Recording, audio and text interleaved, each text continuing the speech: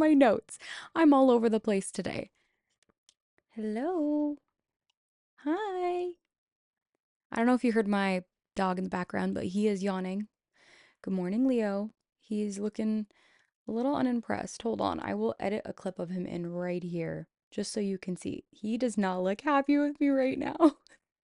He's like, I'm over this. Anyways, hello and welcome to Trying Times. My name's Carmen. If you're new here, welcome. I'm so excited to have you. We're basically best friends now. No pressure. And if you've been here before, thank you so much for coming back. I'm so excited to have you. And yeah, thank you for choosing to share your time with me.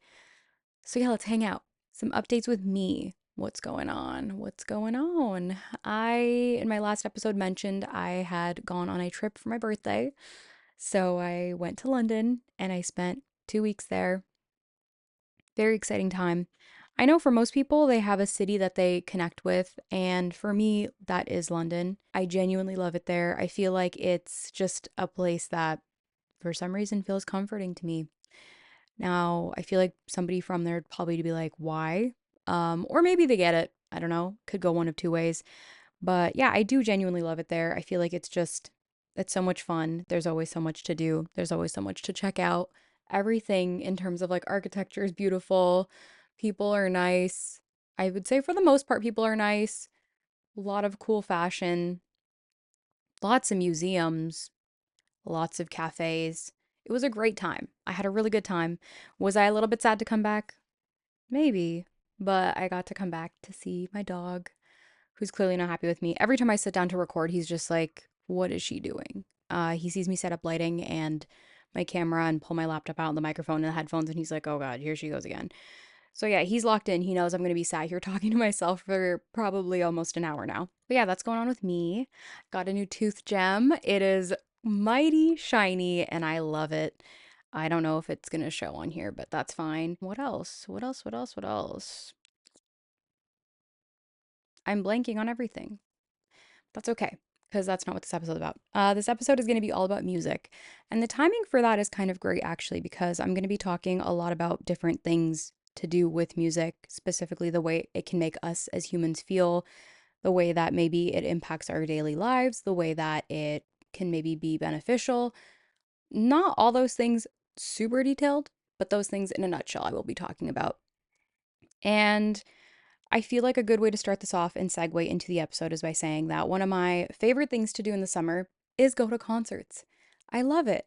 And that doesn't necessarily just have to be outdoor concerts, but I think it's a huge benefit to going to concerts in the summer.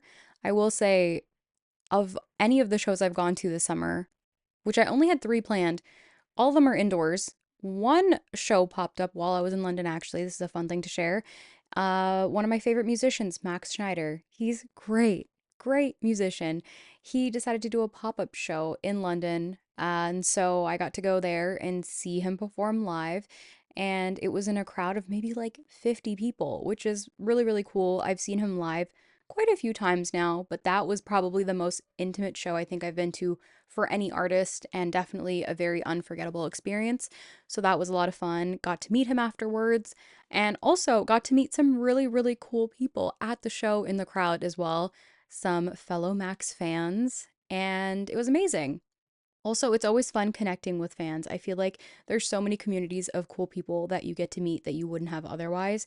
So, being able to meet everybody and bond over a common interest or a person or what have you is just such a cool thing to me. And also, getting to do that in a different part of the world is even more amazing, I feel, because it's cool to see how someone or something can connect so many people.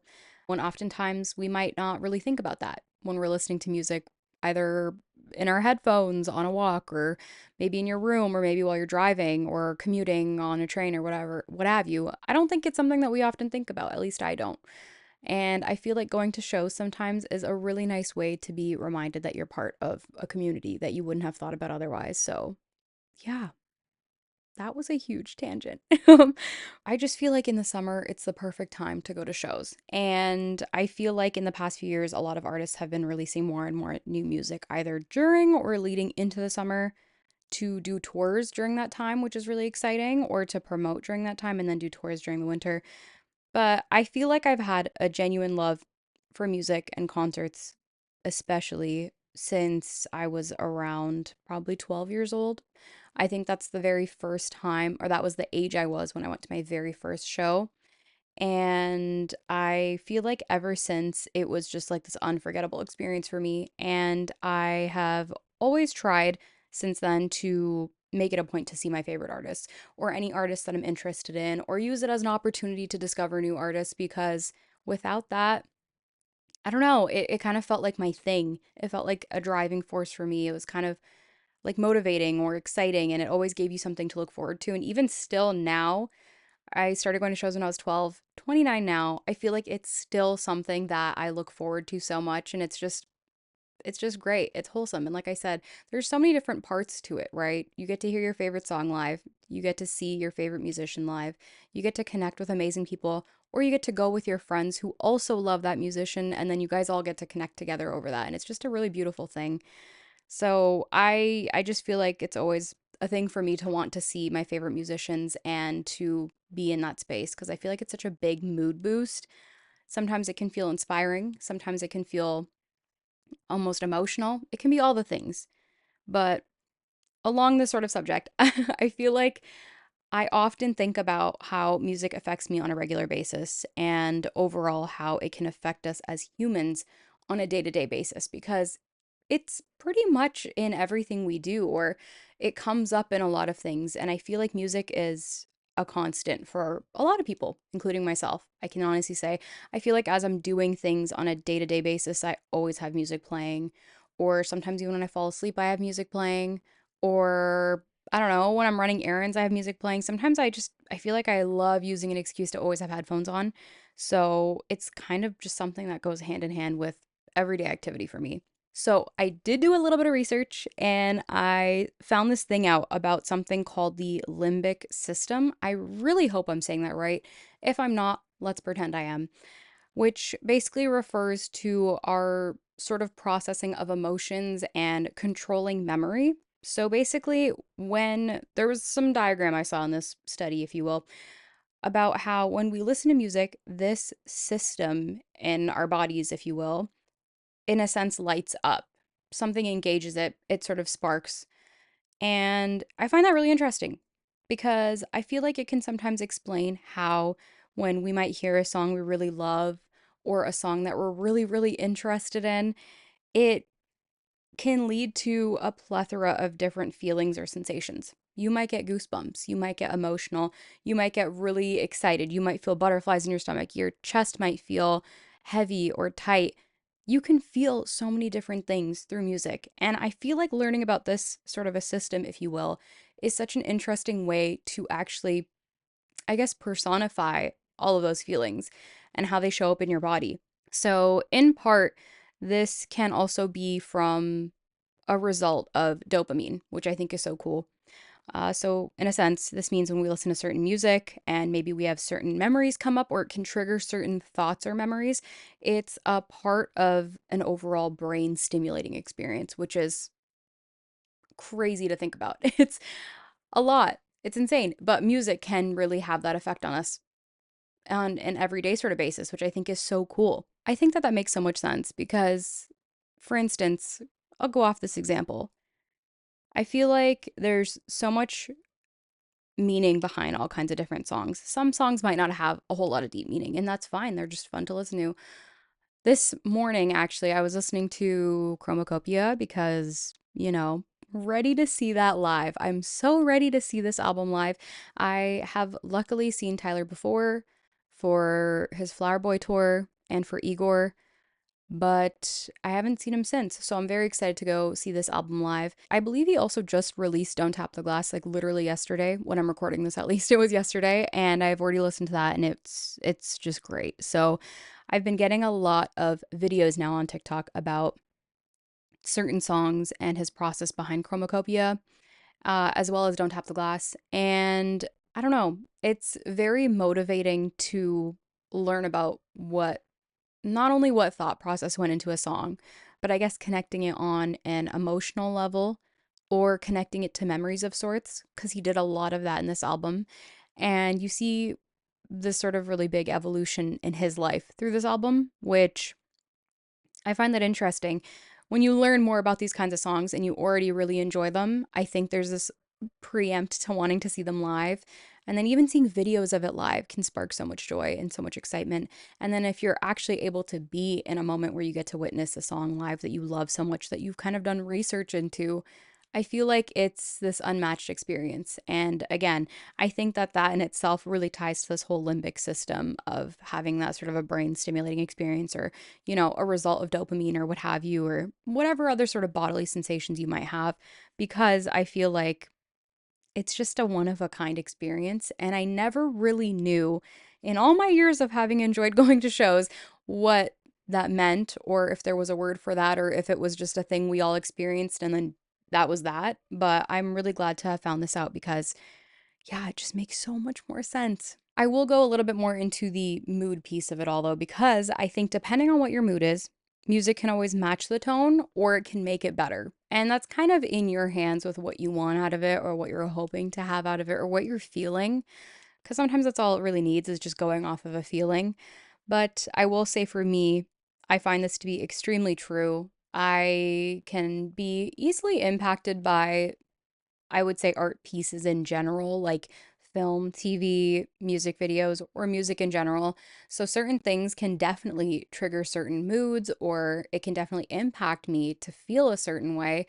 And I found reading about this online and seeing that other people have like similar expressions or reactions to this, I guess, made me feel really good. It made me feel better because I'm like, oh, it's not just me. This is like a universal thing we're all experiencing. And I feel like it's one of those things where hearing someone say that, you're like, yeah, duh, we're all experiencing that. But when you're in it and you're feeling it to yourself, and I guess you just don't vocalize it very much, it's easy to feel alone in that sense. So, yeah, I don't know. For me, I found it to be true. I will say I usually live a little chaotically in the sense of having this habit where I create one playlist and then I just string that playlist on for like 2 years. Like, I'm not even kidding. I just keep adding to it and adding to it. And I'll eventually start a new one, but this playlist will end up being like, I don't even know how many hours long. I don't even know how many songs are on here. Probably like 7 to 8 hours long at least. And I do this, yeah, every 2 to 3 years. I just start a new playlist and I'm like, cool. And then after that, I kind of get tired of it and then I open up a new one. And I don't know when this habit really started, but I love it. Anyways, for now, I've actually started this new thing, which I'm kind of getting lazy with it. I need to fix this a little bit. But I've started a new thing where I make playlists based off activities or even moods. So for instance, I think for quite a few people, there's the whole thing of like when you're working out, having certain music that suits you best, or certain music that makes you feel motivated, or certain music that makes you feel good and you want to have that when you're working out because it's like maybe, I don't know, for me sometimes I just don't feel like doing it. So I'm like, if I have this playing, yeah, it'll motivate me a little bit. But yeah, there's specific kind of music that can boost your mood for sure and match the tone of your workout. But then in the same sense, there's also a playlist that you could go to wind down at the end of the day or at the end of a busy week. So I created one called I'm Pissed, and it has a picture of Lisa Simpson like stomping her foot. That's just for like a mood based one, for example. Another one I have that I did not create, but I followed was a workout playlist with like really, it has really fast songs, it has really good rap songs, it has some interesting rock songs. It's like a mix of a bunch of different genres, but the picture on the playlist on Spotify is of SpongeBob lifting a dumbbell with teddy bears at the end. It's so good. I love it. And you know what? That photo really does embody how I feel when I'm working out, but it's a great playlist. So I feel like if you have the ability to create a playlist like that, or at least find one that works for you on a day to day basis, it makes everything so much better. I've heard this sort of saying before, and I'm sure people will find it cringy or cliche. I don't really know where I sit with it yet. I feel like I'm kind of on the fence, but I will say using music as a form to just like live your life is really great. And I'm going to say this because I've seen so many people say it, but like thinking of it as like a soundtrack to your life, kind of cringy, but also it's kind of great because yeah, it's accompanying you throughout everything you do. So it's not necessarily a bad thing. It's just, I feel like saying it's a, I don't know why, I feel like saying it's a soundtrack to your life just feels so, I have no explanation for it. It just, it is what it is. And that's okay. There's nothing wrong with it. But yeah, Go ahead, go create a soundtrack for your life and then let me know how it feels. Let me know if you enjoy it. Hopefully you do. Okay, so let's go off of that a little bit. Let's say you're sad. There's a few choices here where you could go with music. Are you going to want to play music that could cheer you up? Are you going to want to listen to some music that could maybe match that tone and also, I don't know, embrace that sadness, I guess? Or are you going to want to do something that's like a little bit of a toss up where you just kind of like hit shuffle and you're like, if I get a sad song, I get a sad song. If I get a happy song, I get a happy song, or whatever other mood. For me, I feel like it's a 50-50 split. I will read myself here a little bit because I have one specific memory coming to mind. When you're in university, you just don't really have the time to be doing a whole lot, you know? You're slammed with assignments and then trying to juggle a social life and trying to work and do internships or whatever else have you. And it's a busy time and it's a lot and you have a lot of pressure on yourself. So for me, by the time I got to my fourth year of university, I was so stressed and I just really didn't have a lot of time in my calendar just for me to just be doing whatever, willy-nilly, if you will. So there was a time I remember distinctly, I was in a lecture and I literally opened up my calendar to see if I had anything after that class, like anything I needed to work on, because I think this class finished at like 10 p.m. It was a later class in the day. So I think it went from like 8 to 10 or something like that. Anyways, I open up my calendar and I see, to my surprise, I have to work on a very short assignment later in the evening, but nothing too crazy, nothing too heavy, if you will. So I went ahead and I scheduled in time for myself to cry that evening, which you're probably like, girl, are you okay? Go to therapy. I was at the time, actually. And you know what? I told my therapist about it, and she was like, good for you for finding time to make that, to have that for yourself, or finding time to have that outlet for yourself. And I was like, thank you. So yeah, I went home after a busy ass day and I turned on a few really sad songs with music videos and I was like, okay, here we go. Just gonna make myself feel it because otherwise I'll just avoid it and avoid it and avoid it and I'll feel worse. And I can honestly say I don't think I've done this ever since, but in that one specific moment, for anyone who knows me really well, I avoid sad music and sad shows and sad movies. But in that moment, I was like, I get why people do this. I get why people watch sad things now because you need to let that out. Sometimes something has to help that for you. You can't just do it yourself. You can't just start crying on command. So yeah, I did that. And I can honestly say I've never forgotten that since. And it wasn't maybe one of my favorite moments, but it was a great moment in terms of feeling quite therapeutic, cathartic, if you will, whatever other terms you can think of here. It was actually quite freeing. It was kind of nice. So I'm not going to hate on it. Would I do it again? Probably. I don't know. I probably would. Why not? There's that. I aired myself out a little bit. But yeah, for you, what would you do? I think that's always an interesting thing to sit down and think about. What would you do if given the choice? Do you lean into it? Do you run away from it like I do? Just a thought to sit with. So, as I like to end every single episode, I like to do a audience participation or submission type thing. And sometimes I like to look at answers that I get from friends for certain prompts, and other times I like to just take to Reddit. In this instance, it was a pretty specific thing I was asking. So I didn't really get too much feedback from friends about this. Of course, if you're listening to this and you want to share something, feel free to either comment or DM me. I would love to hear from you about what you think about all this and how it might or might not relate to you. So yeah, I took to Reddit to basically see what people were saying and entered a rabbit hole in this thread. This one thread specifically. It's basically exactly what I'm talking about here. So I'll read you the entire post. The person asks, has music ever drastically changed your mood? They wrote, lately I've been listening to a lot of Nirvana, which is something that I've never really gave much of a chance in the past. I developed quite a taste for it and have gotten a lot of their songs stuck in my head. Gotten deeply interested in the history and have watched a lot of live stuff. I don't think they're going to be one of my favorite bands ever, but at least I understand the praise now. However, for the past week or so, I feel like my mood has been very erratic or I feel existentially anxious this week, which isn't something much music has been able to imprint on me, at least to this degree. Is it because of the music itself and the mood they were trying to give listeners all along? Is it because I'm getting wrapped up in the depressing life of Kurt Cobain? Is it other factors in my life and this is just incidental? I honestly don't know, but I'm curious to read what you guys think about your own experiences.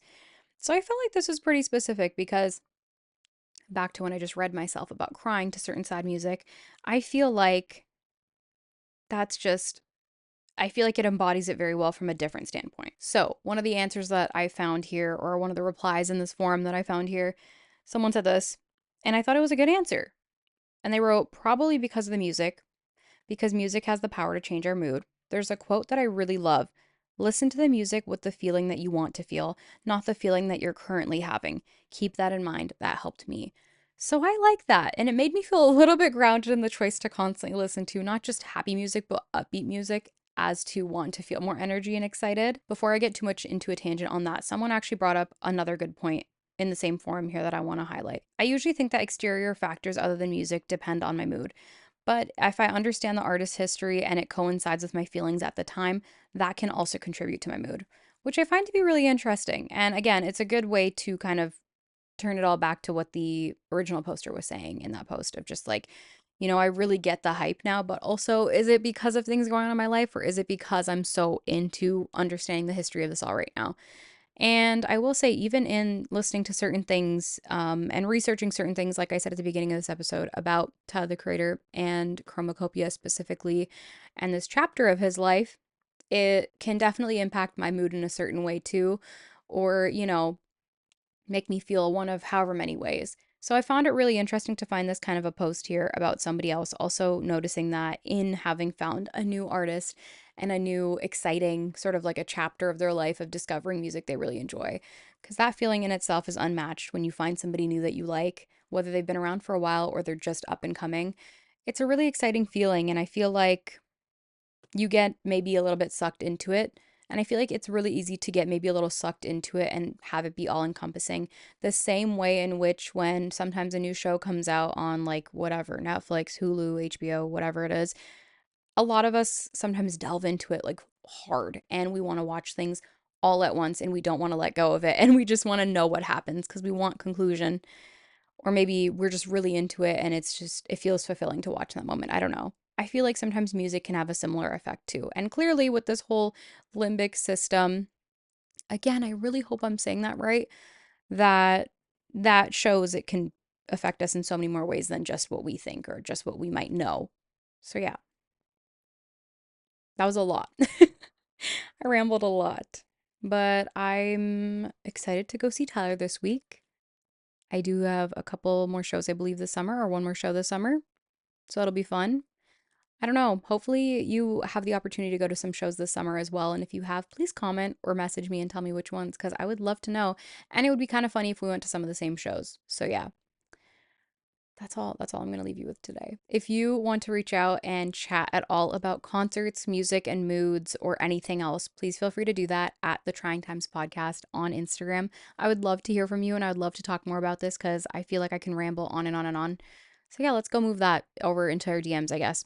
But yeah, thank you so much for listening. I hope you have a wonderful rest of your day, night, whenever you're listening to this. And I appreciate you. So, yeah, thank you so much for being here. And we'll chat again soon, okay? Bye.